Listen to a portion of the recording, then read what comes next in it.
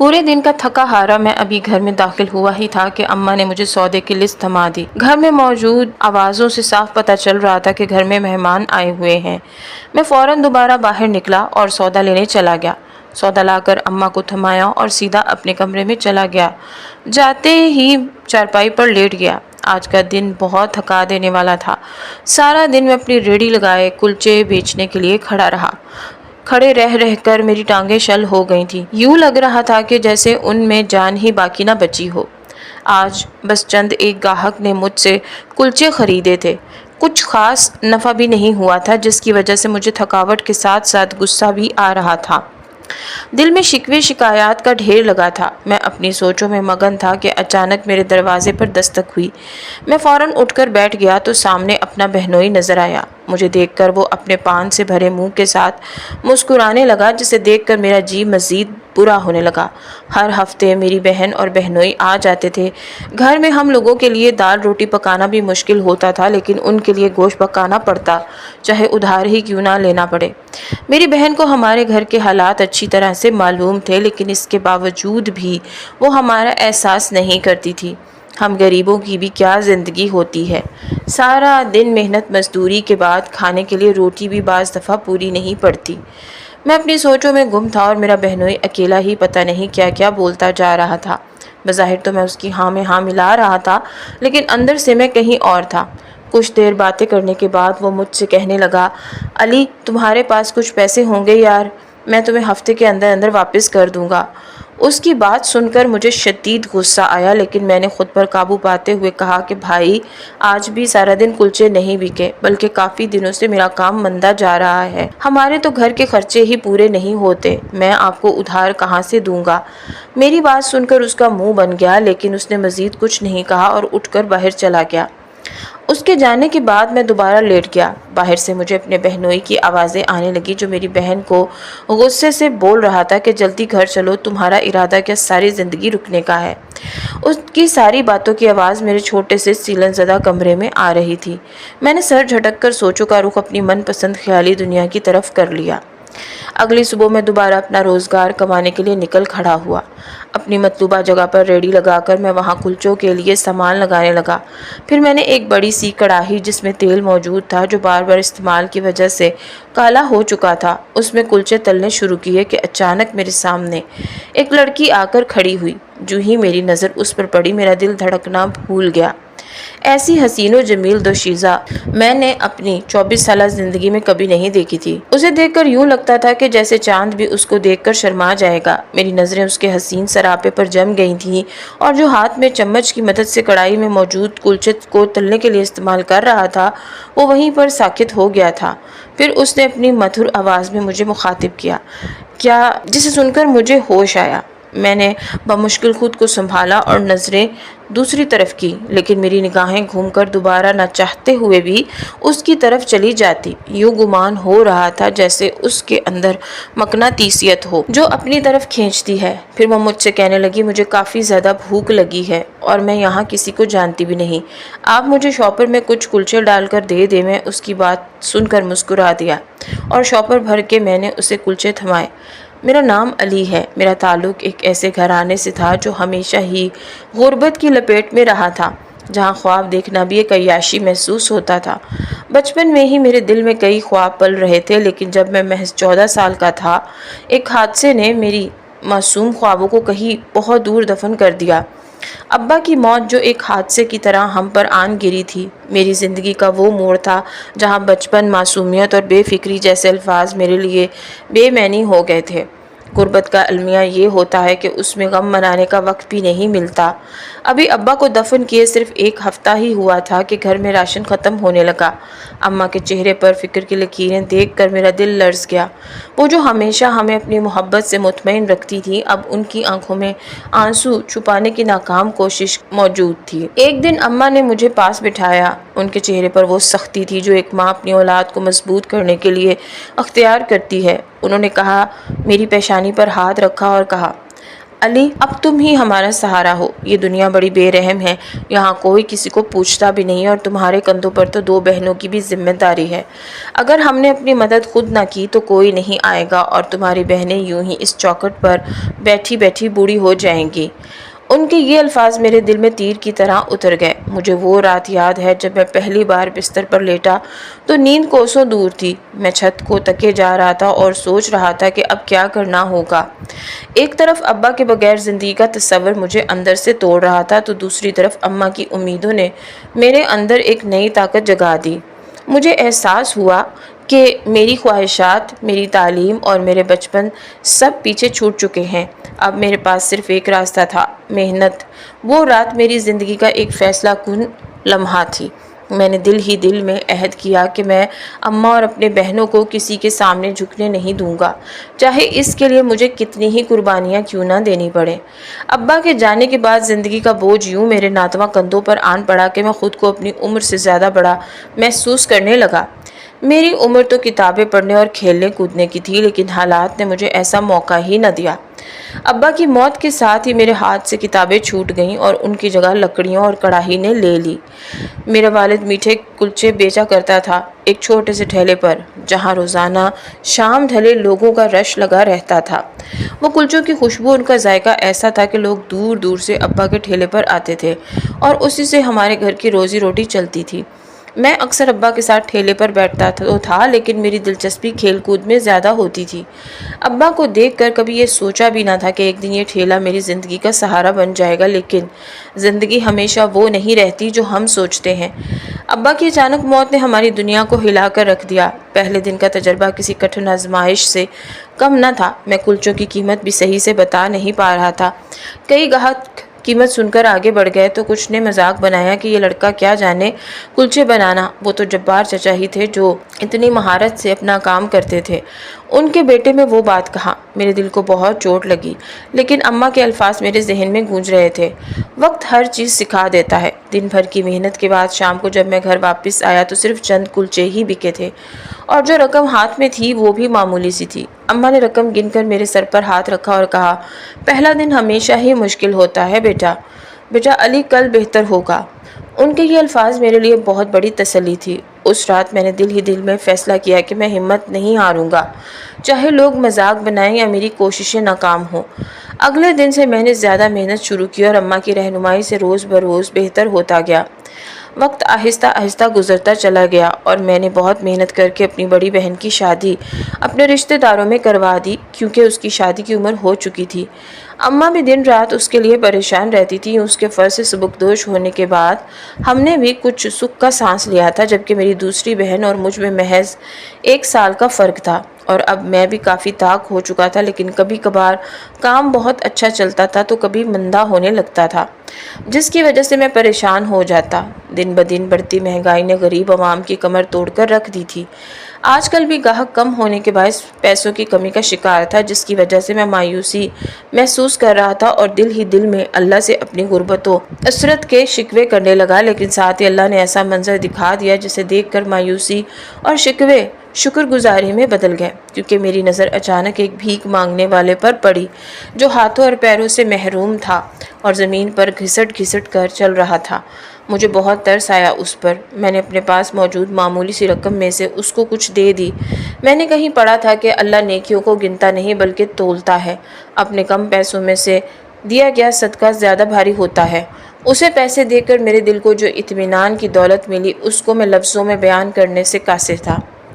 اس کے ساتھ شکر بھی پیدا ہوا کہ اس کی جگہ میں بھی ہو سکتا تھا۔ پھر اچانک ہی کچھ دیر بعد ہی ایک حسین دوشیزہ مجھ سے کلچے لینے آئی تھی۔ اپنے دودھیا ہاتھوں سے اس نے مجھے پیسے پکڑائے اور چلی گئی۔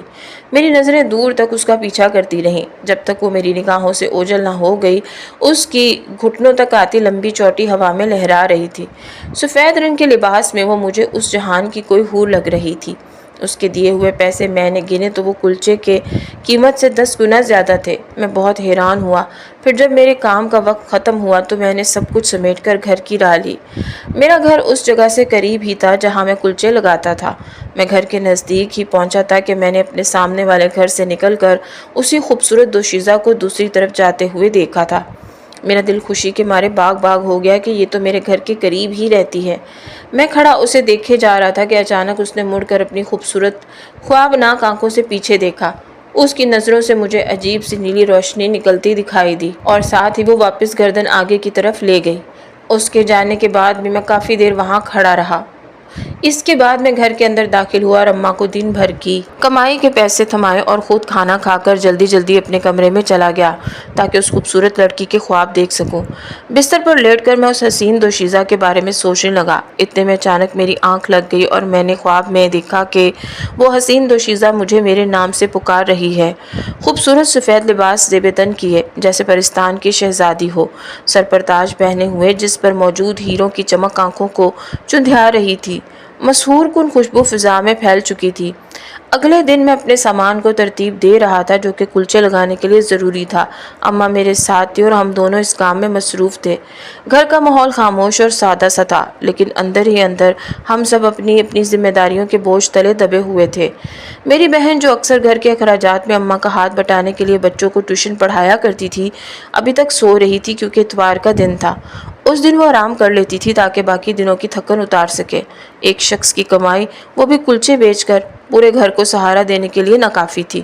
محلے کے بچے شام کے وقت میری بہن کے پاس ٹیوشن پڑھنے آتے تھے اور اس سے جو تھوڑا بہت پیسہ ملتا وہ اماں اس کے جہیز کے لیے کوئی چیز لے لیتی، لیکن یہ سب مل کر بھی اتنا نہیں تھا کہ ہم سکون کی زندگی گزار سکیں۔ اچانک دروازے پر زوردار دستک ہوئی۔ یہ دستک اتنی غیر متوقع تھی کہ میں اور اماں دونوں ہی حیران ہو گئے۔ اماں نے میری طرف سوالیہ نظروں سے دیکھا اور میں نے ان کے چہرے پر تشویش کے آثار دیکھے۔ اس وقت کون ہو سکتا تھا؟ یہ سوال میرے ذہن میں گونجا۔ اماں نے اشارے سے مجھے دروازہ کھولنے کو کہا اور میں سامان چھوڑ کر دروازے کی طرف بڑھا۔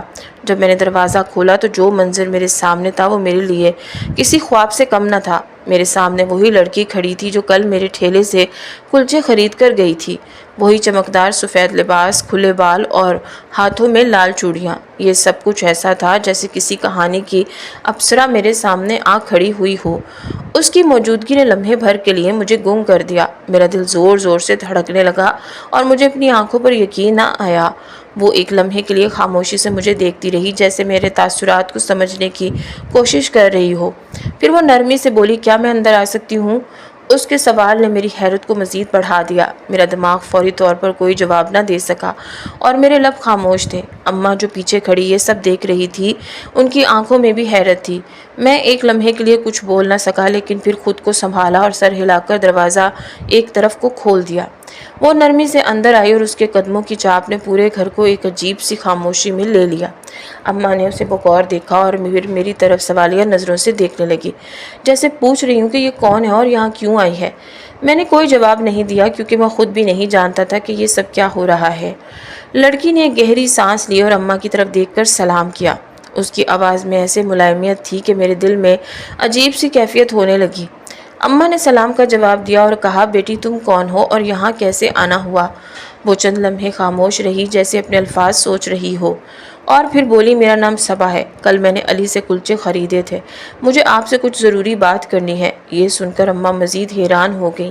وہ بولی، بیٹی کیا بات ہے؟ کیا کلچوں میں کوئی مسئلہ تھا؟ صبا نے مسکراتے ہوئے کہا، نہیں، کلچے تو بہت مزیدار تھے، اصل میں ایک مدد کے سلسلے میں آئی ہوں۔ اس کی بات سن کر اماں کے چہرے پر فکر کے سائے چھا گئے۔ گھر کی غربت اور بے بسی کے باعث اماں ہمیشہ محتاط رہتی تھی کہ کہیں کوئی نیا مسئلہ نہ کھڑا ہو جائے۔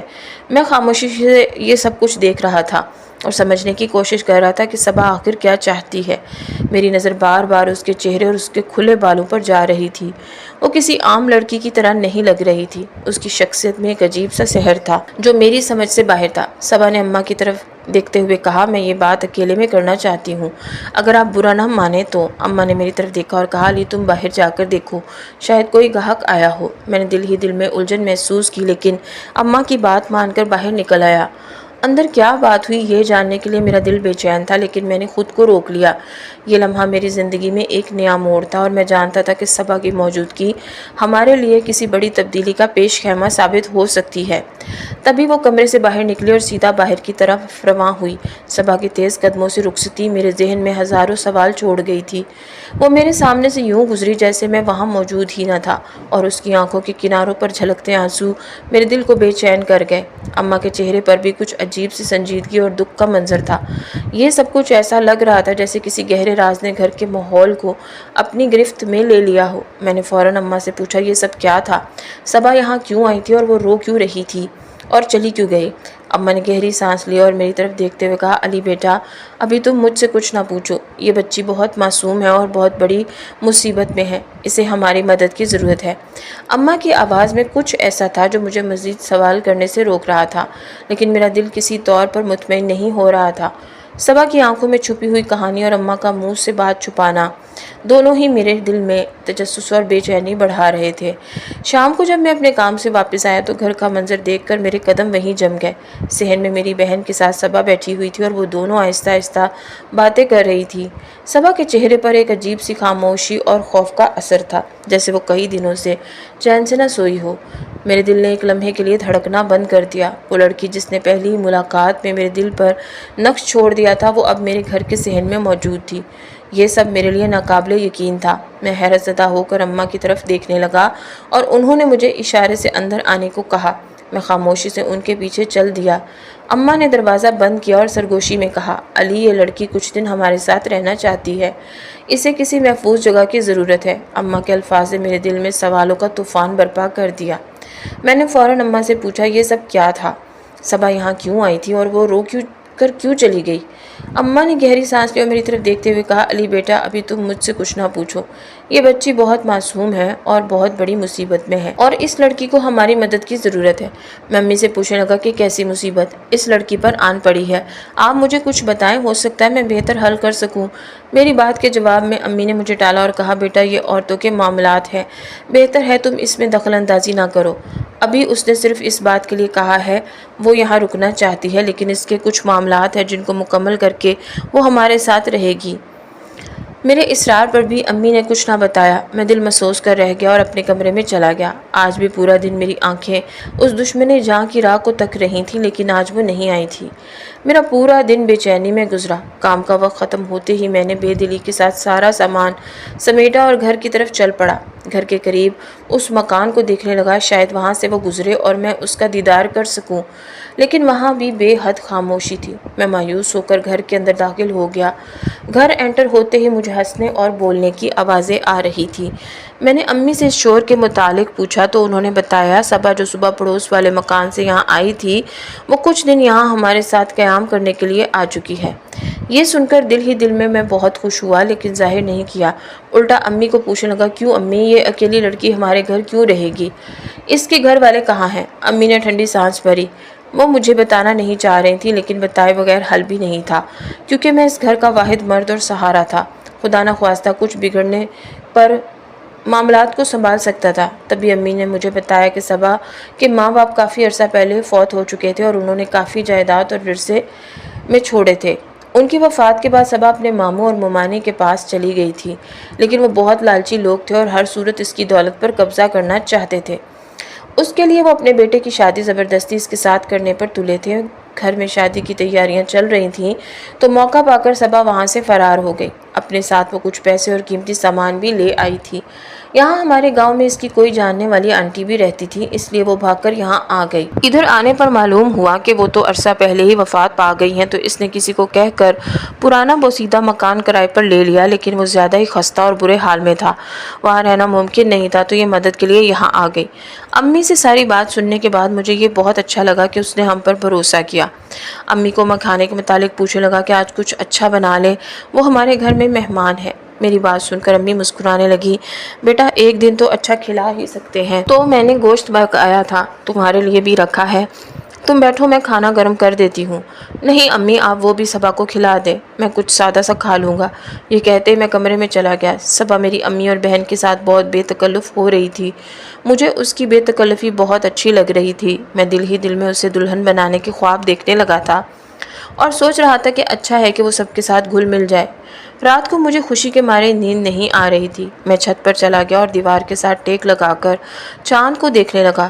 चांद की रोशनी इर्द गिर्द फैली हुई थी। खूबसूरत चांदनी रात को देखकर मेरा दिल शिद्दत से किया कि काश मेरे पहलू में सबा खड़ी होती। अभी इस ख्वाहिश ने सर उठाया ही था कि अचानक मेरी नज़र अपने दाएं जानिब पड़ी तो सबा सच में वहाँ खड़ी थी। मैं कदरे हैरान होकर उसकी तरफ रुख फेर गया। तुम कब आई? मेरे मुँह से बेख्तियार निकला। जब आप चांदनी रात में गुम थे तब, वो शरारत आमेज़ लहजे में बोली। उसकी बेतकल्फ़ी मुझे बहुत भा गई थी। मैं उसकी तरफ देखने लगा तो उसकी आंखों में मौजूद तेज़ चमक मुझे आहिस्ता आहिस्ता अपने हिसार में ले रही थी। मैं ना चाहते हुए भी उसकी आंखों की तरफ देखता जा रहा था। फिर न जाने क्या हुआ कि एकदम वो चलना शुरू हो गई और मुझे भी अपने पीछे आने का इशारा किया। मैं उसके हुक्म का गुलाम बना उसकी पैरवी करने लगा। वो चलती जा रही थी, यूँ लग रहा था जैसे फ़िज़ा में चल रही हो। मैं भी उसके पीछे ऐसे ही चल रहा था। हमारे पाँव लोगों की छतों से बहुत ऊंचे थे। फिर चलते चलते वही बोसीदा मकान नजर आया जिसमें वक्ती तौर पर सबा ने रिहाइश इख्तियार की थी। फिर हम उसके दरवाजे के सामने आ खड़े हुए। दरवाज़ा चुर्र की आवाज़ के साथ खुलता चला गया। वो अंदर की जानिब कदम बढ़ाने लगी। मैं भी उसके पीछे पीछे चलने लगा। जब अंदर दाखिल हुए तो वह मकान किसी आलीशान महल की तरह सजा हुआ नजर आया और सबा एकदम दूसरे रूम में गायब हो गई और मैं वहीं रुक गया। कुछ देर बाद जब वो हाजिर हुई तो बिल्कुल मेरे ख्वाब जैसा उसका हुलिया था। शहजादियों जैसा लिबास और सर पर बेशकीमत ताज उसे बेहद हसीन बना रहा था। फिर एकदम उसने मेरा हुलिया भी बदल दिया। मैं भी किसी रियासत के शहजादी की तरह दिखने लगा। सामने रखे कदावर आईने के अंदर अपना आप देखकर मैं खुद को पहचान ही ना सका। कहाँ मुझे साल बाद भी नया जोड़ा नसीब होना मुश्किल था और आज मैं शहजादों जैसा लिबास सेब तन किए बैठा था। फिर वो मेरी तरफ आई और उसने सर झुकाकर मुझे सलाम किया और कहने लगी, कैसा महसूस कर रहे हो मेरे शहजादे? मैंने मुस्कुराकर सर खम किया। मुझे मोहब्बत पाश नज़रों से देखती जा रही थी और अपने दिल की बातें बताने लगी।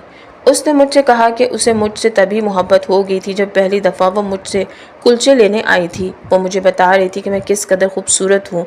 मेरे चेहरे के नकूश सिनफ़ नाज़ुक को किस तरह अपनी तरफ मुतवज्जा करते हैं मैंने कभी खुद को शीशे में गौर से देखा ही ना था। गमे रोज़गार ने किसी और तरफ ध्यान जाने ही ना दिया। फिर उसी तरह काफ़ी देर हम एक दूसरे से बातें करते रहे। फिर वो वापस मुझे घर ले आए। मैं मदहोश सा होकर गिरता चला गया। अगली सुबह मेरी आंख खुली तो मेरे सर में काफ़ी दर्द था और मुझे याद आया कि मैं तो रात को छत पर था। फिर उसके बाद कब नीचे आया मुझे कुछ याद नहीं आ रहा था। कुछ देर बाद मैं काम पर निकलने के लिए तैयार हो रहा था कि अचानक घर के दाखिली दरवाजे पर दस्तक हुई। मैंने आगे बढ़कर दरवाज़ा खोला तो सामने बड़ी बहन अपना बोरिया बिस्तर समेटे रोती धोती अंदर दाखिल हुई। उसे यूं दाखिल होता देखकर मेरा हलक तक कड़वा हो गया क्योंकि साफ जाहिर था उस दिन इनकार करने की वजह से यकीनन मेरे बहनोई ने मेरी बहन को घर से निकाल दिया था। घर आते ही उसका वावेला शुरू हो गया। वो मुझे मुर्दे इल्ज़ाम ठहराने लगी कि अगर मैं उसके शौहर को पैसे दे देता तो आज ये नौबत ना आती। अम्मी उसे समझाने लगी कि तुम घर के हालात से वाकिफ़ हो फिर भी ये सब कर रही हो। तुम्हारे लिए हम अच्छा खाना पकाते हैं चाहे खुद कुछ भी ना खाएं या दिन भर पानी के साथ रोटी खानी पड़े। वो आगे से बदतमीज़ी करने लगी कि ये निकम्मा शौहर भी आपने ही मेरे मत्थे मारा था। अम्मी ने उसे कहा भी था कि ये सब किस्मत के खेल हैं बेटा, हमें क्या मालूम था कि वो ऐसा निकल आएगा। इतना शोर सुनकर इस दौरान सबा भी कमरे से बाहर निकल आई। मेरी बहन उसको देखकर 2 मिनट चुप हुई और अम्मी से पूछने लगी, ये कौन है? अम्मी ने उसे मेहमान जाहिर किया। वो मज़ीद बोलने लग गई, बेटी आ जाए तो आप लोगों को बोझ लगती है लेकिन दूसरों की बेटियां मेहमान बनकर आ जाएं तो आपको बड़ा अच्छा लगता है। वो चीख चीख कर बोल रही थी। मैं बहुत शर्मिंदगी महसूस करने लगा और सबा से मैंने नज़रें चुराने लगा। इस दौरान मैंने अपनी बहन को एक लफ्ज़ नहीं कहा। मैं बस उसके मुँह से निकलने वाले अल्फाज पर गौर कर रहा था कि इसके लिए इतना कुछ किया लेकिन फिर भी इसको कदर नहीं। मैंने घर से बाहर निकल जाना मुनासिब समझा। अपनी मतलूबा जगह पर पहुंचकर मैंने कुलचे लगाने शुरू किए। दिल मेरा बहुत रंजीदा था लेकिन दिल की हालत जैसी भी हो काम तो करना पड़ता है, इसके बगैर गुजारा नहीं था। मैं अफसुर्दगी के साथ कुलचे बना रहा था कि अचानक सबा को आते देखा। मैं बहुत हैरान हुआ। वो मेरी तरफ देखकर मुस्कुराई। उसे देखकर मुझे वैसे ही कुछ और दिखाई नहीं देता था। उसने मुझे अपनी सुरीली आवाज़ में कहा कि वह मुझसे अकेले में मिलना चाहती है। मैंने उसे पास ही मौजूद खाली जगह पर जाने को कहा क्योंकि मैं नहीं चाहता था कि लोग हमें इकट्ठे एक दूसरे से मुलाकात करते हुए या बातचीत करते हुए देखें और शक करें। मुझे सबा की इज़्ज़त बहुत महबूब थी। मैं किसी सूरत सबा की इज़्ज़त पर कोई भी आंच आने नहीं दे सकता था। अब वो मेरे जहन पर पूरी तरह सवार हो चुकी थी। मैंने पास वाले दुकानदार को कहा कि मैं अभी आता हूँ। वो मेरी दुकान का ख्याल रखे। मैं वहाँ पहुँचा तो सबा को खड़े पाया। मैंने मुखातिब किया, वो मेरी तरफ देखकर ज़ेरे लब मुस्कुराई। उसकी आंखों की चमक बरकरार थी। वो कहने लगी कि वह मुझे कुछ रकम देना चाहती है ताकि उसकी मदद से वो उसकी बहन की मदद कर सके और घर के हालात भी बेहतर हो सकें। मुझे ये सुनकर अच्छा न लगा। मैंने इनकार कर दिया। वो कहने लगी कि आप यूँ समझे मैं यहाँ रहने का किराया दे रही हूँ। मैंने फिर भी मना कर दिया कि उसका वजूद हम पर भारी नहीं। वो नाराज़गी का इजहार करने लगी कि आप मुझे गैर समझते हैं। उसकी खूबसूरत आंखों में आंसू आ गए और मुझसे बर्दाश्त ना हुआ तो मैं उसे कहने लगा कि वो रोना बंद करे। मुझसे उसके आंसू बर्दाश्त नहीं होते। उसकी आंखें इस बात के एहसास से मज़ीद चमकने लगीं और उसका चेहरा रोशन हो गया, जिससे ये बात वाज़ह थी कि वो भी मेरे लिए अपने दिल में जज्बात रखती थी। मौका देखकर मैंने उससे इजहार मोहब्बत कर दिया। मैंने उसे अपनी बीवी बनाने की भी ख्वाहिश जाहिर की। मेरी बातें सुनकर उसके चेहरे पर शफक की लाली बिखर गई और सुरीली आवाज़ में वो भी इजहार मोहब्बत करने लगी। मेरा दिल खुशी के मारे उछल रहा था। वहाँ चूँकि ज़्यादा देर खड़ा रहना मुनासिब नहीं था, इसलिए उसके इसरार पर मैंने पैसे पकड़ लिए और उसे भी घर जाने का कहा। खुद अपने काम की जगह पर आ गया। रात को मैं घर गया और अम्मी को पैसे पकड़ाए कि वो बहन को दे दे, लेकिन मैं अपनी बहन से नाराज़ था तो उसके सामने ना गया। अम्मी मुझसे पैसों के मुतालिक पूछ रही थी कि कहाँ से आए। मैंने बताया कि उधार लेकर आया हूँ। तभी अम्मा मुझे डांटने लग गईं कि तुम कैसे उधार उतारोगे। मैं अम्मी को बोल रहा था कि शुरू में ही कुछ कर देते तो आज यूँ इतना अरसा हम लोग जलील ना होते। ऐसे आदमी के साथ रहकर क्या करना है जो अपनी जिम्मेदारी नहीं निभा सकता। मेरी बहन हमारी बातें सुन रही थी। वो शर्मिंदगी महसूस कर रही थी। उसने सुबह वाले वाक़ये के लिए माजरत की। मैंने उसे सख्ती से कहा कि वो शौहर को ये पैसे दे और उससे कोई छोटा मोटा कारोबार करने का बोले और अगली दफ़ा मुझसे पैसों की उम्मीद न रखे। सब कहकर मैं सीधा छत पर चला गया। वहाँ सबा पहले से ही मौजूद थी। मुझे देखकर मुस्कुराने लगी। उसे देखते ही मेरा मूड भी खुशगवार हो गया। मैं और वो बातें करने लगी कि अचानक सामने से एक बिल्ली गुजरी जो सबा को देखकर गुर्राने लगी। वो बहुत अजीब अजीब सी आवाज़ें निकाल रही थी कि जैसे उसने पता नहीं क्या देख लिया हो। सबा ने उसे घूरा तो वो डरकर भाग गई। मैं बहुत हैरान हुआ। सबा को कहने लगा कि इसे देखकर बिल्ली क्यों गुर्रा रही थी। कुछ देर वो खामोश रही, फिर कहने लगी अगर तुम में हिम्मत है तो मैं बता देती हूँ। उसकी आवाज़ में मुझे पूरी इसरारियत महसूस हुई जिसने मेरे तजस्सुस को मज़ीद उभारा। मैंने उसे कहा कि वो मुझ पर भरोसा कर सकती है, मैं हर हाल में उसके साथ हूँ। फिर कुछ देर तक वो सामने देखती रही और फिर बोलना शुरू हुई। उसने मुझे बताया कि वो परिस्तान की शहजादी है जहाँ पर परियों का बसेरा है। उनका जहाँ बहुत खूबसूरत है, लेकिन उसकी माँ जो परिस्तान की मलका थी उसको कोहे काफ के एक जिन ने मारकर ख़त्म कर दिया था। वो अपनी माँ का बदला लेना चाहती थी, लेकिन जिन बहुत ताकतवर था। वो उससे शादी करना चाहता था, लेकिन वो अपनी माँ के कातिल से कैसे शादी कर सकती थी। उसका जोर नहीं चल रहा था तो वो वहाँ से भाग गई। अपनी माँ का जिक्र करने पर उसकी आंखों से आंसू बहने लगे। उसे यूँ रोता देखकर मेरे दिल को कुछ हुआ। मैंने उसे कहा वो इस तरह ना रोया करे, मुझसे बर्दाश्त नहीं होता। कुछ देर रोने के बाद उसका दिल का हल्का हुआ तो मुझसे कहने लगी कि जिस दिन मैं वहाँ से भाग कर आई थी मैं बहुत भूखी थी। खाने की तलाश में नज़र दौड़ाई तो तुम्हारे कुलचों पर नज़र पड़ी। मैंने भूख मिटाने के लिए सोचा यही खा लूँ। तुम्हें पहली नज़र में ही देखकर मुझे बहुत अच्छा लगा। यूँ महसूस हो रहा था जैसे तुम बहुत नेक और अच्छे इंसान हो, और तुम्हारे साथ रहकर मुझे एहसास हुआ कि तुम्हारा किरदार भी बहुत मजबूत है, क्योंकि तुमने कभी मुझे छूने की भी कोशिश नहीं की। मैं दिल ही दिल में बहुत खुश हो रहा था कि मुझे कहने लगा कि वो मुझसे शादी करके यहाँ हमेशा हमेशा के लिए रह सकती है, लेकिन वो बज़िद थी कि उस जिन से परिस्तान को आज़ाद करवाना बहुत ज़रूरी है, वरना वो जुल्म सितम के पहाड़ गिरा देगा। उसने अपनी माँ से किए वादे को भी निभाना है। मैंने उसको कहा कि मैं उसकी मदद कर सकता हूँ, वो मुझे चंद दिन दे, मैं कुछ ना कुछ इस मसले का हल निकाल लूँगा। रात गहरी होने लगी तो हम लोग नीचे चले गए और अपने अपने बिस्तर पर लेट गए। अगले दिन सूरज के निकलने पर मैं फ़ौरन घर से बाहर निकला और अपने मतलूबा पते पर पहुँच गया। नाम बताकर घर के अंदर दाखिल हुआ तो अपने अंकल मजीब साहब को पाया। वो सामने ही चारपाई पर बैठकर कुरान पाक पढ़ रहे थे। मैंने उन्हें सलाम किया। मुझे देखकर वो बहुत खुश हुए। कहने लगे मियाँ बड़ी देर बाद तुम्हें हमारी याद आई। मैं कदरे झेम गया और कहने लगा कि मसरूफियात बहुत थी, इस वजह से हाजिरी नहीं हो सकी। कुछ देर इधर उधर की बातें करने के बाद मैंने उन्हें सारा माजरा सुनाया और मैंने सबा की मदद करने का इजहार किया। कुछ देर वो पुरसोच अंदाज में बैठे रहे, फिर कहने लगे जान जाने का खतरा है, सोच लो तुम्हारे पीछे तुम्हारी माँ और बहन का ख्याल कौन रखेगा।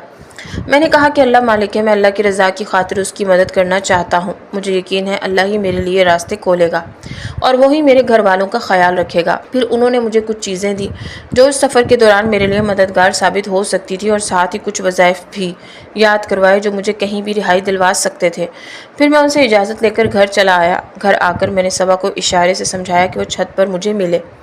اللہ اللہ کر کے رات ہوئی اور ہم دونوں کی ملاقات ہوئی۔ میں نے اسے ساری بات تفصیل سے بتائی۔ وہ کہنے لگی کہ وہ مجھے کسی قسم کے خطرے میں نہیں ڈالنا چاہتی، لیکن میں اپنی بات پر مصر رہا۔ میری ضد کے آگے اس نے ہتھیار ڈال دیے۔ ہمارے درمیان پھر موضوع گفتگو یہ شروع ہو گیا کہ ہم کیا بہانہ لگا کر نکلیں گے اور میرے گھر کا خرچہ کیسے چلے گا، کیونکہ میں تو روزانہ کی اجرت پر ہی گھر چلاتا تھا۔ صبا نے مجھے مشورہ دیا کہ میں اس سے پیسے لے لوں اور گھر والوں کو کوئی بہانہ لگا کر دے دوں۔ کافی دیر تک ہم مختلف باتوں پر غور کرتے رہے، پھر کچھ فیصلہ کر کے ہم سونے کے لیے نیچے چلے گئے۔ اس کے 3-4 دن کے بعد صبا نے امی کو کہا کہ اس نے ایک کرائے کا مسکن ڈھونڈ لیا ہے، وہاں اور بھی خواتین رہتی ہیں۔ اس نے پتہ کروا لیا ہے کہ وہ جگہ محفوظ ہے۔ میری ماں اور بہن اسے روکنے لگے کہ وہ یہیں رک جائے۔ انہیں کوئی اعتراض نہیں، لیکن صبا کہنے لگی کہ وہ یہاں نہیں رک سکتی، ایسا نہ ہو وہ لوگ ڈھونڈتے ہوئے یہاں آ جائیں اور آپ کے لیے مسئلہ بن جائے۔ پھر وہ چلی گئی۔ اس کے جانے کے 2 ہفتے کے بعد ایک دن میں بھی اپنا سامان پیک کرنے لگا اور امی کو کہا کہ میں شہر میں کام ڈھونڈنے کے لیے جا رہا ہوں۔ امی کو مجھے دور جاتا دیکھ کر کچھ ہونے لگا۔ وہ مجھے روک رہی تھی کہ نہ جاؤ، وہ میرے بغیر اداس ہو جائیں گی۔ میری بہن بھی مجھے روکنے کی لگی، لیکن میں نے انہیں سمجھایا کہ کچھ دیر کی بات ہے، میں واپس آ جاؤں گا۔ میں جانے لگا تو امی نے نم آنکھوں سے رخصت کیا۔ ان کو یوں دکھی دیکھ کر میرا دل بھی دکھی ہو گیا، لیکن خود کو مضبوط کر کے میں نکل آیا۔ میں اپنے مطلوبہ مقام پر پہنچ چکا تھا، وہاں صبا پر پہلے سے ہی موجود تھی۔ آج تو وہ بالکل مختلف انداز میں دکھائی دے رہی تھی۔ اس کے ہر انداز سے بے چینی واضح تھی۔ میں بھی پوری تیاری کے ساتھ آیا تھا۔ صبا نے جادو سے میرا لباس تبدیل کر کے مجھے کسی سپاہی کے بھیس میں بدل دیا تھا۔ ہم نے اپنا سفر شروع کر دیا۔ صبا نے میرا ہاتھ پکڑا اور ہم اڑنے لگے۔ کافی دیر اڑنے کے بعد جب ہم تھک گئے تو زمین پر اتر گئے اور کچھ دیر سستانے کی غرض سے لیٹ گئے۔ بھوک بھی شدید تھی۔ کھانا کھانے کے بعد ہم نے دوبارہ سفر شروع کیا کہ اچانک گھنا جنگل آ گیا۔ ہم اس جنگل کے پاس سے گزر رہے تھے کہ وہاں شور سنائی دیا۔ شور کافی عجیب تھا۔ میری نظر نیچے پڑی تو ایک لڑکے کے پیچھے ایک بھیڑیا پڑا ہوا تھا۔ میں نے فوراً اپنے پیچھے لٹکے کمان میں سے تیر نکالا اور اس کا نشانہ لیا۔ وہ وہیں گر کر تڑپنے لگا۔ میں نے پے در پے حملے کر کے اس کو مار دیا، پھر فوراً نیچے اترے اور اس لڑکے کو گھر پہنچانے میں مدد کی۔ اس کے بعد دوبارہ اپنی منزل کی طرف رواں دواں ہو گئے۔ اس کے بعد ہمارا گزر ایک وادی سے ہوا جہاں بے حد سبزہ تھا، جھرنے تھے، فطرت کے خوبصورت نظارے بھی دل کو یوں بہت سکون مل رہا تھا۔ ہم کچھ دیر اس وادی میں ٹھہر گئے۔ پانی کے کنارے بیٹھ کر ہم دونوں ایک دوسرے کو پیار سے دیکھ رہے تھے۔ پانی اچھال رہے تھے، فضا میں صبا کے مدھر کہکہے گونج رہے تھے کہ اچانک وہاں کچھ لوگ آ گئے۔ ہم لوگ چونکہ مقامی لوگوں میں سے نہ تھے تو وہ یوں ہمیں دیکھ کر غصے میں آ گئے کہ ہم لوگ ان کی اجازت کے بغیر یہاں کیوں آئے ہیں۔ انہوں نے ہمیں پکڑا اور لے گئے۔ میں نے صبا کو اشارہ کیا کہ تم جادو کرو، لیکن وہ بے بس دکھائی دی۔ اس کا جادو شاید یہاں کام نہیں کر رہا تھا۔ وہ اٹھا کر ہمیں اپنے سردار کے پاس لے گئے۔ سردار نے جب صبا کو دیکھا تو فوراً پہچان گیا اور بولا کہ تم تو ملکہ کی بیٹی ہو۔ صبا حیران ہوئی۔ وہ کہنے لگا تمہاری ماں اور ہمارے درمیان اچھے مراسم تھے، لیکن جب سے وہ جن ذات پرستان پر قابض ہوا ہے سب کچھ برباد ہو گیا ہے۔ صبا کہنے لگی ہم لوگ اس جن ذات کو مارنے کے لیے ہی جا رہے ہیں۔ سردار کو اس بات سے بہت خوشی حاصل ہوئی۔ اس نے اپنی مدد کی پیشکش بھی کی۔ میں نے اسے کہا کہ ضرورت پڑنے پر ضرور لیں گے۔ اس نے ایک جادوئی پتھر دیا جس کی موجودگی میں جن کا جادو کام نہیں کرے گا۔ پھر ہم وہاں سے نکلے اور سیدھا یہاں سے پرستان پہنچ گئے۔ وہاں جا کر ہم محل میں پہنچے اور چھپتے چھپاتے تہہ خانے میں چلے گئے تاکہ ہم لوگوں کو کوئی روک نہ سکے۔ ہم دونوں نے فیصلہ کیا تھا کہ ہم بھیس بدل کر پہلے محل کی روٹین دیکھیں گے، جن کی مصروفیات کیا ہیں، کیسے اس پر قابو پایا جا سکتا ہے۔ پھر اس کے بعد ہم فیصلہ کریں گے کہ کیا کرنا ہے۔ میں چاہتا تھا کہ ہم کسی صورت میں بھی اس کی نظروں میں نہ آ سکیں۔ صبا نے جادو کی مدد سے مجھے جن کی شکل میں بدل دیا۔ میں بالکل وہاں کام کرنے والے جنات کی طرح کا ہی لگ رہا تھا۔ پھر اس نے اپنا حلیہ بھی وہاں کام کرنے والی پریوں جیسا بنا لیا تھا۔ ہم لوگ پھر باہر نکلے۔ میں جا کر جن کے دربار میں کھڑا ہو گیا۔ وہ وہاں اپنے روزمرہ کے حکومتی معاملات کو چلانے کے لیے مشاورت کر رہا تھا۔ اس کے آس پاس بہت سے جنات بھی موجود تھے۔ وہ پرستان میں موجود پریوں کا جینا حرام کر رہا تھا۔ دن بدن اس کے مظالم بڑھ رہے تھے۔ مجھے بہت غصہ آیا۔ میرا دل کیا میں اس کا سر قلم کر دوں، لیکن یہ مناسب موقع نہیں تھا۔ ایسے جذباتی ہو کر حملہ کرنا بے وقوفی تھی۔ میں خاموش کھڑا رہا۔ اس نے جو قانون وہاں متعارف کروایا تھا اس کے مطابق کوئی بھی جن کسی بھی پری سے شادی کر سکتا ہے، چاہے وہ پری رضامند ہو یا نہ ہو، اور یہ جن بہت ظالم تھے، ان سے شادی کر کے ظلم و ستم ڈھاتے تھے۔ ادھر پری بھی بھیس بدل کر محل کے معمولات کا جائزہ لے رہی تھی۔ پورے محل کو جن نے اپنی مرضی کے مطابق کر دیا تھا۔ کام کا وقت ختم ہوتے ہی ہم لوگ تہہ خانے میں آ گئے اور ایک دوسرے کو رپورٹ دی۔ میں نے صبا کو کہا کہ میں جن کے کمرے میں جانے کی کوشش کروں گا، ہو سکتا ہے وہاں اس پر حملہ کرنا آسان ہو۔ پھر ہم نے لاہے عمل تیار کیا اور سو گئے۔ اگلی صبح میں بہانے سے پورے محل میں گھومتا رہا تاکہ جن کے کمرے کا پتہ لگ سکے۔ آخرکار پورا محل پھرنے کے بعد مجھے اس کے کمرے کا پتہ چل گیا۔ میں نے راستہ ازبر کر لیا اور رات ہوتے ہی پری کو بتایا۔ وہ مجھے کہنے لگی کہ تم اور میں ساتھ جائیں گے تاکہ خطرے کی صورت میں ہم ایک دوسرے کی مدد کر سکیں۔ پری خود اپنے ہاتھوں سے جن کو مارنا چاہتی تھی۔ میں نے اسے کہا جیسی اس کی مرضی ویسا ہی ہوگا۔ پھر ہم نے دوبارہ اپنے پلان پر نظر ثانی کی اور صبح کا انتظار کرنے لگے۔ اگلی صبح جن اپنے کمرے میں ہی تھا۔ ابھی تک وہ اپنے شاہی تخت پر نہیں بیٹھا تھا۔ میں اور پری اس کے کمرے میں پہنچے۔ بہت مشکل سے ہم چھپتے چھپاتے اندر داخل ہوئے۔ جن اپنے بستر پر لیٹا خراٹے مار رہا تھا۔ میرا دل کیا کہ ایک زناٹے دار تھپڑ اس کے منہ پر ماروں۔ پھر میں نے اپنی تلوار نکالی اور صبا کو تھمائی۔ وہ جن کی گردن پر وار کرنے لگی کہ ساتھ ہی جن نے آنکھیں کھول دیں اور بجلی کی سی تیزی سے پیچھے ہٹ گیا۔ وار خالی چلا گیا۔ اس نے فوراً دوسرے جنات کو بلایا اور ہم لوگوں کو قید کر لیا۔ قید خانے میں صبا اور میں اکیلے موجود نہیں تھے، وہاں اور بھی بہت سے لوگ تھے۔ ہمارا سارا پلان چوپٹ ہو گیا تھا۔ سمجھ نہیں آ رہی تھی کہ کیا کریں۔ یوں لگ رہا تھا جیسے دماغ کام کرنا بند کر گیا ہو۔ میں نے آنکھیں موند لی۔ میرے ساتھ صبا بھی اداس بیٹھی تھی۔ میں اسے تسلی دے رہا تھا کہ کچھ نہیں ہوگا، لیکن وہ مجھے بار بار کہہ رہی تھی کہ وہ ہم دونوں کو نہیں چھوڑے گا۔ میں نے بہت سمجھایا کہ موت اور زندگی اللہ تعالیٰ کے ہاتھ میں ہے، کوئی کچھ نہیں کر سکتا۔ پھر بات اس کی سمجھ میں آ گئی تو وہ خاموش ہو گئی۔ وہاں پر موجود بہت سے لوگوں کو اس نے اس لیے قید کیا تھا کہ وہ اس کو اپنا بادشاہ تسلیم نہیں کر رہے تھے۔ وہ انہیں تمام عمر قید کر کے سزا دینا چاہتے تھے، کیونکہ جن اس بات پر یقین رکھتا تھا کہ مار کر تو تم لوگ آزاد ہو جاؤ گے، ایسے تو میں سزا دیتا رہوں گا جب تک میرا من کرے گا، تم لوگوں کو ذلیل و رسوا کروں گا۔ سب کی اپنی اپنی مختلف کہانیاں تھیں۔ مجھے لگا ہم انسانی مجبور ہوتے ہیں، لیکن ان کی بھی صورتحال ہم سے مختلف نہیں ہوتی۔ پھر میرے ذہنی رو بہک کر اپنے گھر والوں کی طرف چلی گئی۔ پتہ نہیں وہ لوگ کیسے ہوں گے۔ اگر مجھے کچھ ہو گیا تو ماں کا کیا بنے گا؟ میں دل ہی دل میں اپنے رب سے دعا گو تھا کہ وہ مجھے اور صبا کو اس قید سے رہا کر دے اور اپنے مقصد میں کامیاب کرے۔ اس دوران کھانا آ گیا۔ ہمارا ذرا دل نہیں تھا کہ ہم کھانا کھائیں، لیکن زندہ رہنے کے لیے کھانا بھی ضروری تھا۔ جب میں نے خواب میں مجیب صاحب کو دیکھا، ان کے چہرے پر سکون اور بصیرت کی جھلک تھی۔ وہ نہایت شفقت سے میری طرف دیکھ رہے تھے اور ایک گہری آرام دہ آواز میں کہنے لگے، علی، اللہ کی مدد ہمیشہ ان لوگوں کے ساتھ ہوتی ہے جو اس پر یقین رکھتے ہیں۔ تمہیں ان مشکل حالات سے نکلنے کے لیے ان کلمات کا سہارا لینا ہوگا۔ ان کے الفاظ میں ایک خاص کشش تھی، جیسے وہ میرے دل میں یقین اور حوصلے کی شمع روشن کر رہے ہوں۔ لیکن جب میں خواب سے جاگا تو قید کی سخت حقیقت نے میری ہمت توڑ دی۔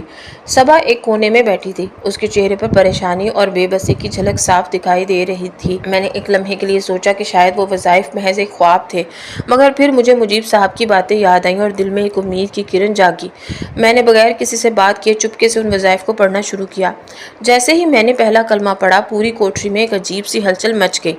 دیواروں پر دراڑیں پڑنے لگیں اور زمین ہلنے لگی۔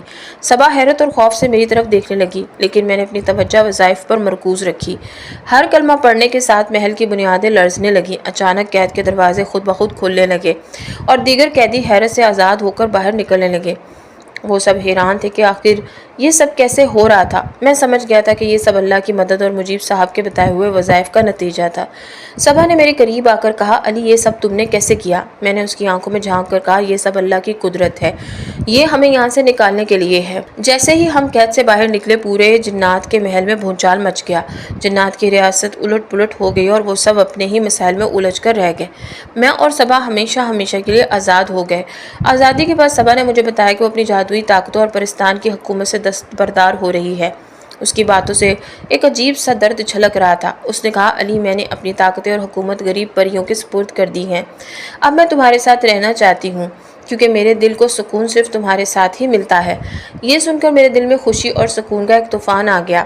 میں نے سوچا کہ زندگی نے ہم دونوں کی اتنی آزمائشوں کے بعد آخرکار ایک نئی اور خوبصورت شروعات کا موقع دیا ہے۔